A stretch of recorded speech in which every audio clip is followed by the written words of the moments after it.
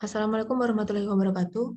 Saya Elda Manurita, NIM K141700079. Pada kesempatan ini akan menyampaikan hasil penelitian saya yang berjudul Pengaruh City Value RT-PCR terhadap lama waktu kesembuhan pasien rawat inap COVID-19 periode Februari-Maret 2021. Bahasan yang akan saya sampaikan meliputi pendahuluan, metodologi, hasil dan pembahasan, kesimpulan dan saran, serta daftar pustaka. Penelitian ini dilatar belakangi oleh RT-PCR, yaitu merupakan metode yang paling direkomendasikan untuk mendiagnosis COVID-19 karena akurasinya yang tinggi dan memiliki keunggulan yang lebih banyak dibandingkan tes lainnya. Hasil RT-PCR yang digunakan untuk mendiagnosis adalah CT value yang berkisar antara 0 sampai suatu cut-off tertentu, biasanya 40. Jika CT value itu nilainya di antara 0 sampai 40, maka terdeteksi adanya gen virus. Namun, angka ini bukan suatu penentu kesembuhan pasien atau penentu tingkat keparahan pasien. Seperti yang disampaikan oleh saya, bahwa city value memang cenderung menurun grafiknya atau membesar nilainya seiring dengan kesembuhan pasien. Namun, city value yang sama belum tentu memiliki lama waktu kesembuhan yang sama. Hal ini juga ditegaskan oleh tim medis bahwa city value hanya suatu angka yang digunakan untuk mendeteksi ada atau tidaknya virus. Namun, banyak masyarakat yang beranggapan bahwa city value yang besar angkanya itu berarti akan segera sembuh. Padahal belum tentu, karena bisa jadi itu merupakan tahap awal dari proses infeksi. Selain itu, lama waktu kesembuhan pasien juga dipengaruhi oleh usia dan jenis kelamin, seperti yang disampaikan oleh Audina dan Fatikur Rahman serta Tolosa.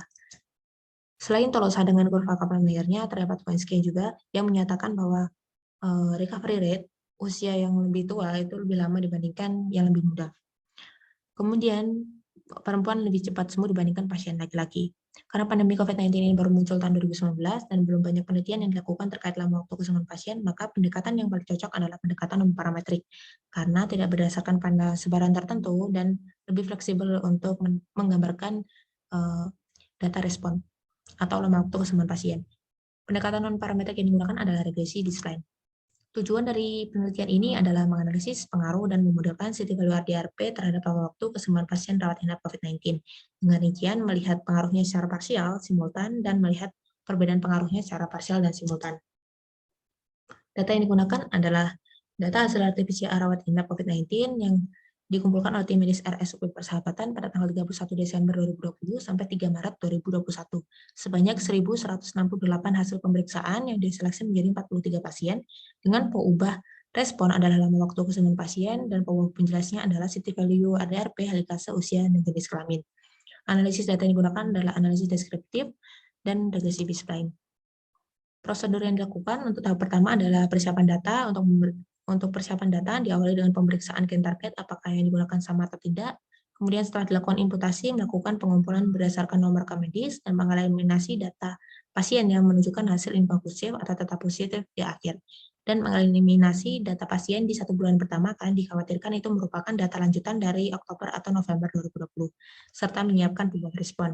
Kemudian eksplorasi data dengan visualisasi dan deskripsi data, dan dilanjutkan tahap pemodelan. Pada pemodelan, dilakukan penentuan kandidat derajat polinomial dan kandidat not, kemudian menentukan fungsi basis, menduga parameter, dan menghitung MSE, GCV, dan R-square.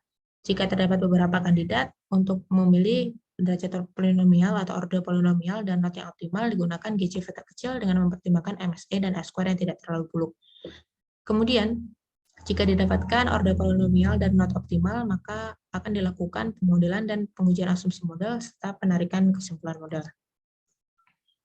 Hasil dan pembahasan, berikut distribusi lama waktu kesembuhan pasien. Terlihat bahwa banyak pasien yang sembuh di antara 0 sampai 12 hari, dan beberapa juga ada yang hampir 1 bulan, yaitu 25 hari. Distribusinya menjulur ke kanan. Dan dari korelasinya, untuk lama waktu kesembuhan, tidak ada korelasi linear antara helikase, RDRP, kemudian usia, dan untuk RPP30 ini adalah gen kontrol internal namun tidak masuk dalam analisis, sehingga dimungkinkan bahwa helikase, RDRP, dan usia ini memiliki hubungan tak linear. Kemudian dari plotnya untuk usia dan lama waktu kesembuhan pasien juga dilihat bahwa laki-laki dan perempuan menyebar bebas, maksudnya tersebar, tidak ada gerombol tertentu.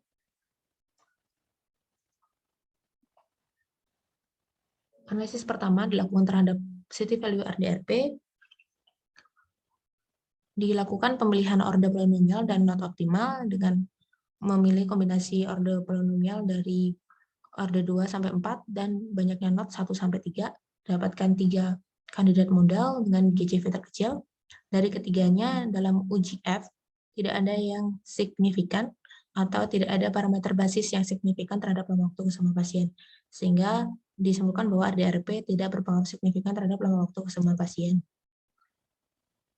Kemudian pada city value helikase terdapat 2 kombinasi model dengan GCV terkecil. Dari keduanya, p-value uji F menyatakan signifikan karena kurang dari alfa, sehingga dapat dipastikan di antara keduanya menyatakan bahwa salah satu parameter basisnya itu berpengaruh signifikan terhadap lama waktu kesembuhan pasien.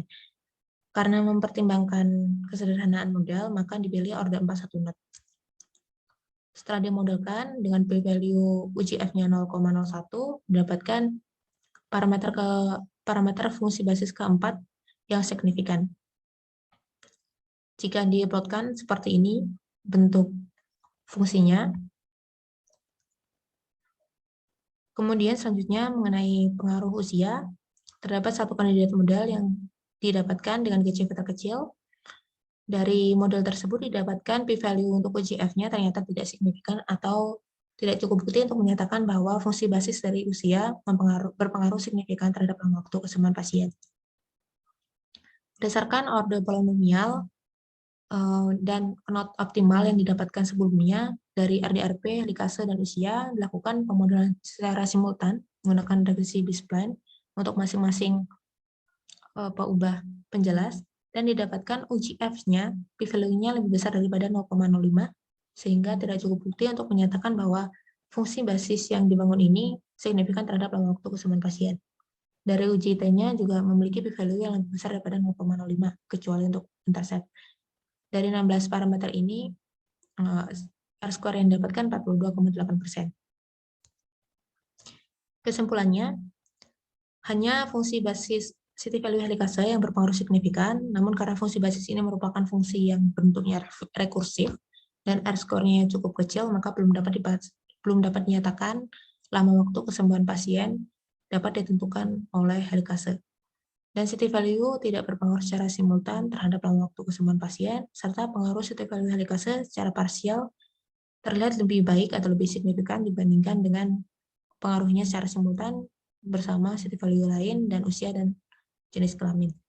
Saran dari penelitian ini adalah perlu dilakukan penelitian lebih lanjut mengenai city value helikase dalam mempengaruhi lama waktu kesembuhan pasien, serta menggunakan faktor lain yang mungkin mempengaruhi lama waktu kesembuhan pasien seperti komorbiditas, kontak erat pasien sebelumnya, dan gejala awal infeksi. Berikut daftar pustaka yang saya gunakan. Terima kasih. Wassalamualaikum warahmatullahi wabarakatuh.